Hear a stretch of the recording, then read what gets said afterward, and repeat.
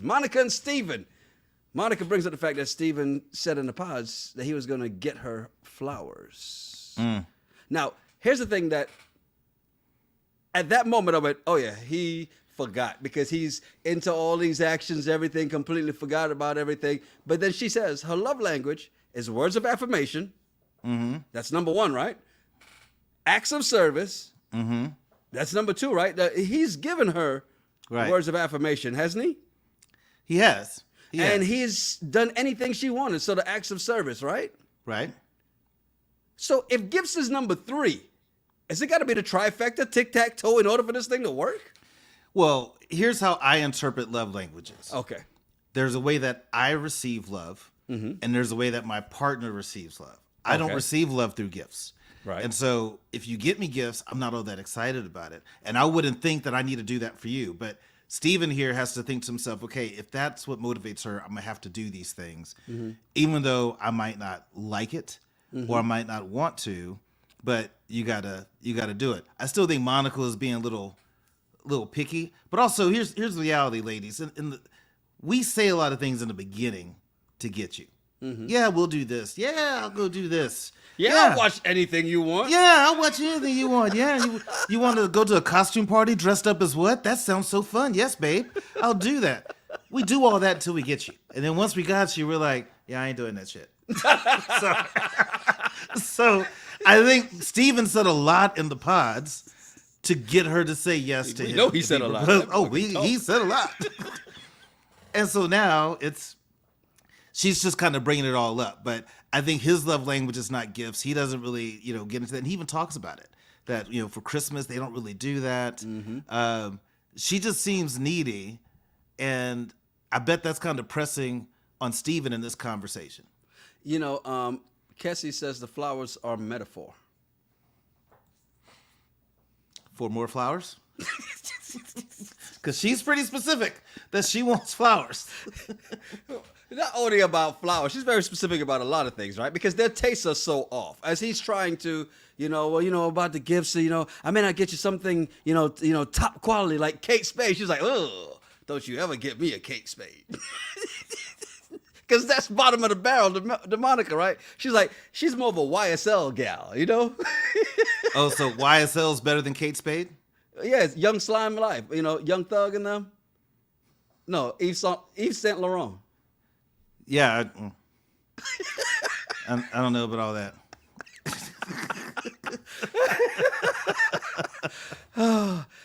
But that conversation makes Steven realize, hey, marriage is a lot.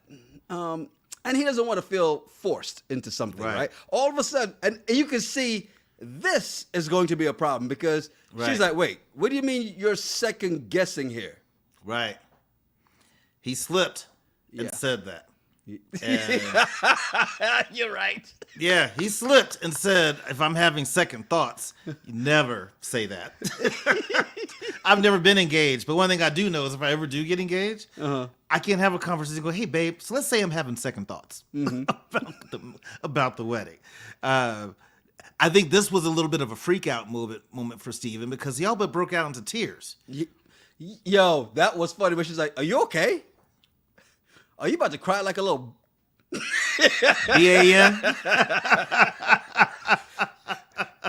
Well, I guess we can call him a BAN now. He's kind of. At least 2/5 of him.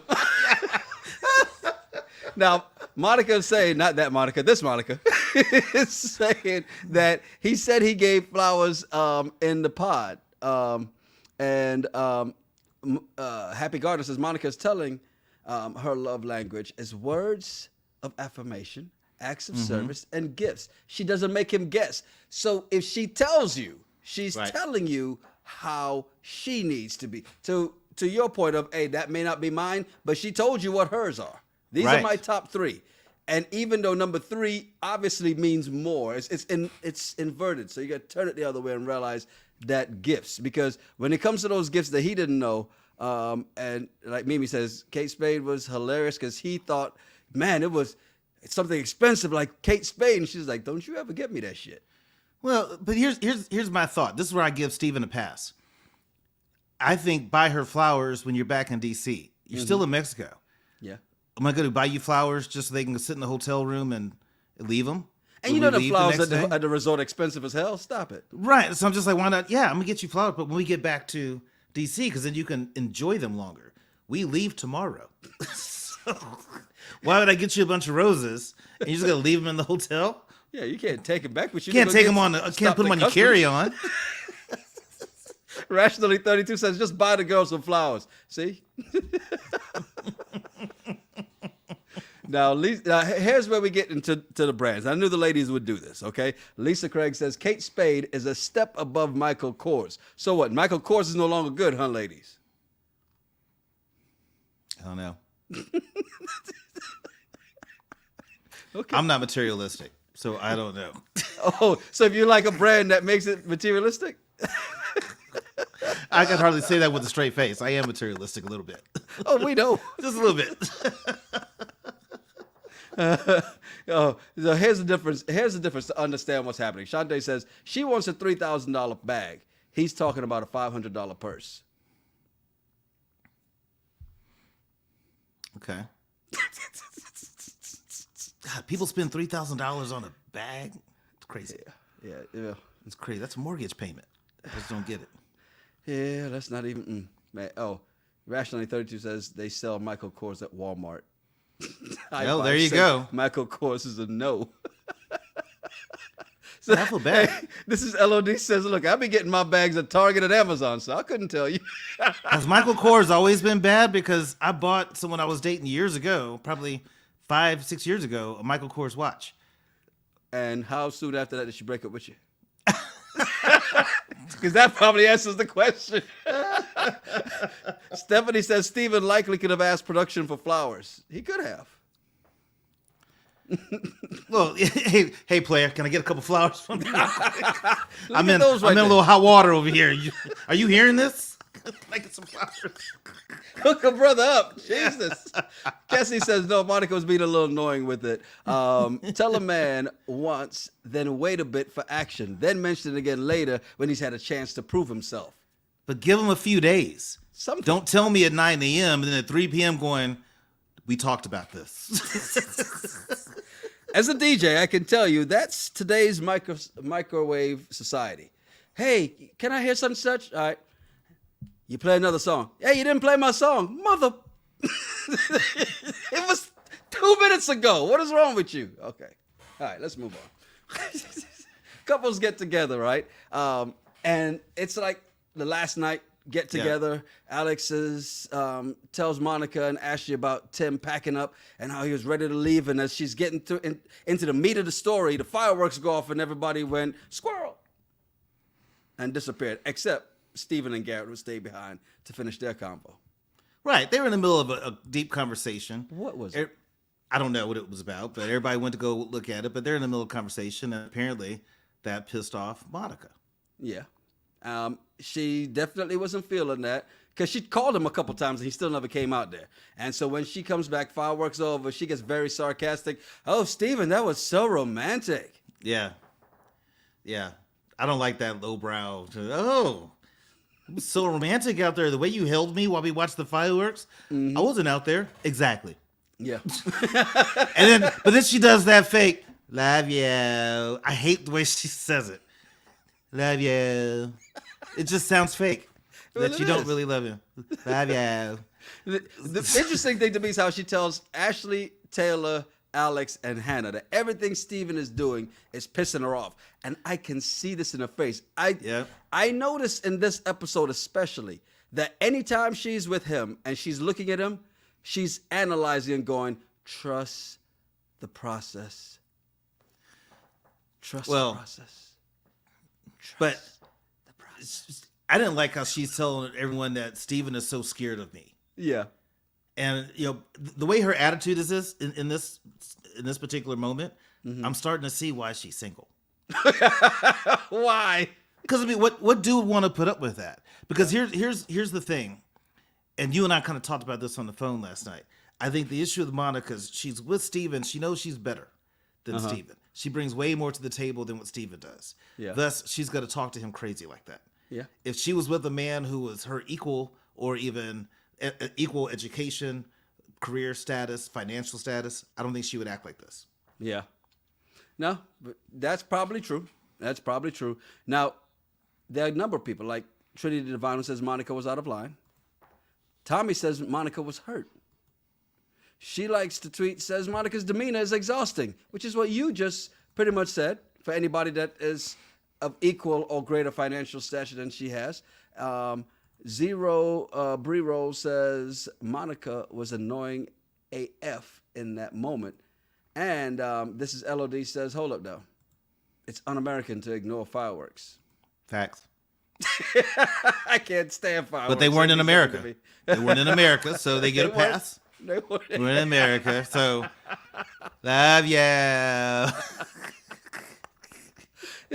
Steven comes over, joins the conversation. Are we good? Are we good? And then he gets comfortable. And this is where things go wrong almost immediately, right?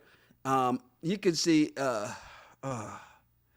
he starts to drop some breadcrumbs because he talks about being on the show, right?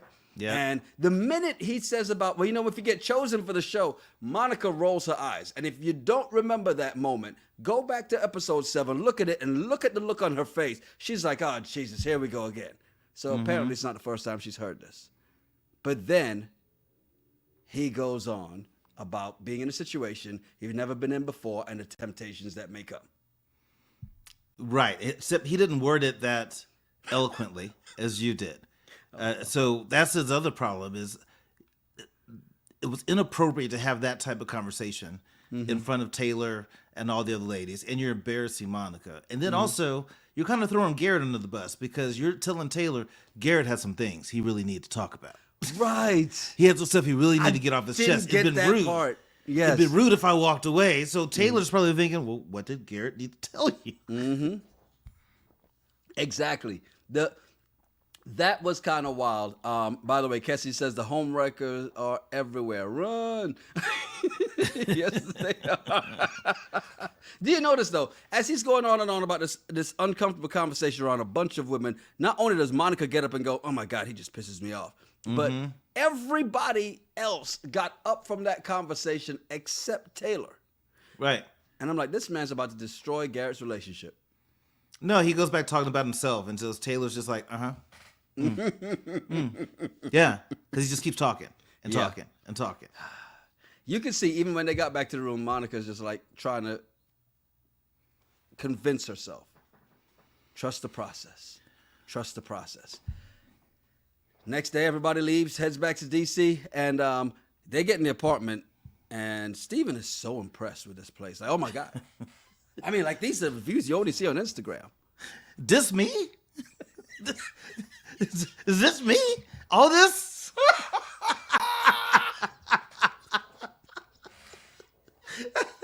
I mean, there's a lot of nice apartments out there, but I think once you've seen one, you kind of seen them all.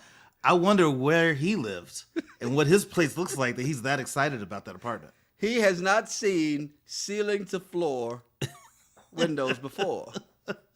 Okay? That man was impressed. He was impressed. And this is the moment I start thinking, is he thinking that maybe, just maybe, he doesn't deserve this? Because Monica's just like, whatever. This is my back room. Yeah. He's like, we have a kitchen nook? Yes, we have a nook. We have a couch? A carpet? Is this an island? Like an island? Does it have running water? Oh my God, it does. Like, what the hell? Yeah, at a breakfast table? Like, what the? It's nuts. Now, Shante says Steven acts like he lives in a trailer park. He does. Even though, to be fair, having done radio remotes at different mobile homes, there's some nice ones. I wouldn't want to live in one, but there's some nice ones. Yo, J. Rose says, I'm concerned about Steven because, wow, sir, you okay? Yeah. They go to a pressed flower workshop because Steven says, I can't just buy flowers after all of this. I got to do something bigger. So they go to a pressed flower workshop, and we find out some wonderful things here, like apparently Monica's dad. He also doesn't want to be on camera, but he says, I will walk you down the aisle. So at least there's some compromise. There's some compromise in that. And the whole time, I'm just thinking Steven is just sitting there looking at Monica going, are you happy now? Yes. You see all these flowers? Are we good? You know when she wasn't happy? When the woman picked Steven's over her design. I get being a little competitive, but Yeah. let that go. But Steven's, I did like his color patterns a little bit better than Monica's. You know, one thing, I do want to point this out before we move on to the next part, the next time we see them. Because remember, Monica did point out, as they're talking about her dad, that her dad asked her, how do you know that Steven is not a liar like the other guys you've dated? And this I'm not getting liar vibes. I wasn't either. The next time we see them, though, we found out Steven lost his job. All right, so I got to call BS on this one. Wait, you just said you didn't get liar vibes. No, I'm calling BS on this one. Because I didn't get liar vibes until like this. So he's a blue collar guy, right? Electrician or something like that. And you're telling me that you went back to the job site after you've been gone for 2 weeks in the pod, 1 week in Mexico? Mm-hmm. So you've been gone for 3 weeks. Mm-hmm. And then come back, hey, I still have a job, right? And they're like, yeah, no, you don't. At first, when that part came up, I was thinking, well, maybe he's in a union environment. What if the union went on strike? But if the union went on strike, he would still get paid. So I don't think he had a job. I think he went through this whole process sight unseen and just winged it. You're not the only person that thinks that, because Shante says he was unemployed before he left. Dime Diva says, are we sure? Or did he ever have a job? Nikki B says Steven didn't have a job to start. Jay Noel says Steven was honest. He said, I cheated in pods. He showed himself, but Monica was so desperate, she just says, I'm obsessed. So is that the thing with the job now? Because if he was honest, but a lot of people are not believing that he was honest about this job thing. I don't believe it. I don't believe he had a job, but that's fine. Monica's going to be a trooper. She said, hey, I got your back. But I'm wondering how long would she be willing to do that? Not long, because she's thinking, okay, for right now, right? Because she said, I'll be your sugar mama or your baby mama. And then he takes it to a whole nother level. Well, I have no problem, just being your sex slave. You come in and say, drop him. I'll drop him.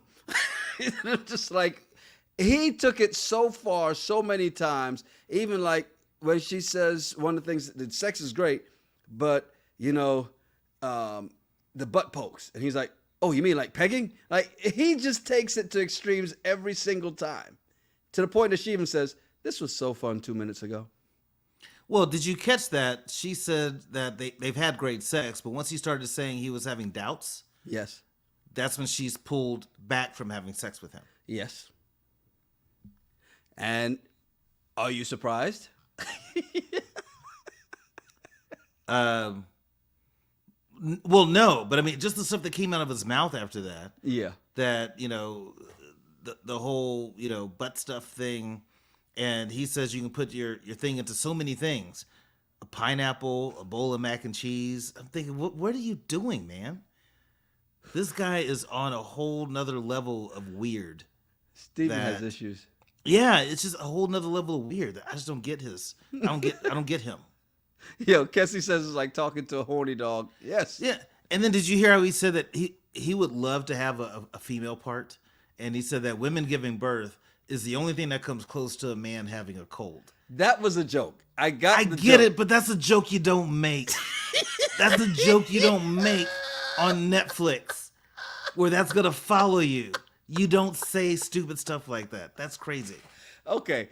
We can't talk about the stupid stuff that he said and not talk about like High Vibe said. Then she says, I have to save my butt for my husband. Ma'am. Yes. Which is crazy to me. Happy birthday, honey. You will do all this other stuff for every other guy, but only this part is sacred to the man that you marry. That's just crazy. I'll tell you who said she wasn't lying. Oh my God. Now, here's the thing. When you get back to them a little later in the episode, I thought, damn it, what happened?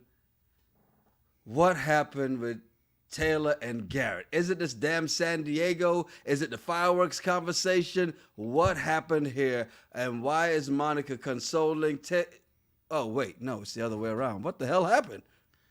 Yeah, it's Monica and Steven, and this thing blew my mind, right? And so I'm trying to understand what happened, because she's talking about these text messages, and I'm thinking, where's this coming from? Yeah. You know, what happened? And then she says that, well, he went to a sleep test. He didn't come back last night. Then we find out a little bit more detail that he was sending some really inappropriate texts, having an inappropriate text exchange, let's just say, with someone. He just wasn't sending, having a very inappropriate text exchange. When Monica's confronting him about it, he says that he was at the sleep test and then got drunk and drunk texted somebody, which I thought to myself, wait a minute, how many sleep studies and sleep tests serve alcohol? I was like, it sounds to me like you got nightgowned. And I'm like, High Vibe, do you have a side? I mean, not High Vibe, Nikki B, do you have a side hustle where doing these sleep tests and people get nightgowned? Because I think Steven got nightgowned. Because he didn't come back that night. So Yeah. that's a problem, right? I mean, you've done a number of things, right? You do the man-eater petty, jumped out of a plane. You've done massages. I'm sure you've probably done acupuncture at least one time or not. Yes, I knew that. You would try the crazy stuff. Have you ever had a sleep test and had to stay the whole night? Well, yes, but that's not what we called it back in the day. We didn't call it a sleep test. Maybe that's some new thing, but we just called that a sleepover and hooking up.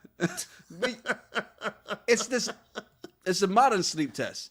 How fast do you fall asleep after getting nightgowned? I don't know. Nikki B, you tell us. What's the record? Is it how quickly you fall asleep determines how good the nightgowning was? Is that it? Now, Lisa says sleep tests are overnight, but you can do it from home now. Holly Won't says his sleep test was at a brothel. The sleep test was somewhere, but that whole thing was odd. And I love how Monica just confronted him. And she said, well, because he tried to say that it was just that night, the drunk test. She goes, no, you were texting all day today. Which, again, I'm wondering, how did she see the text? Yeah.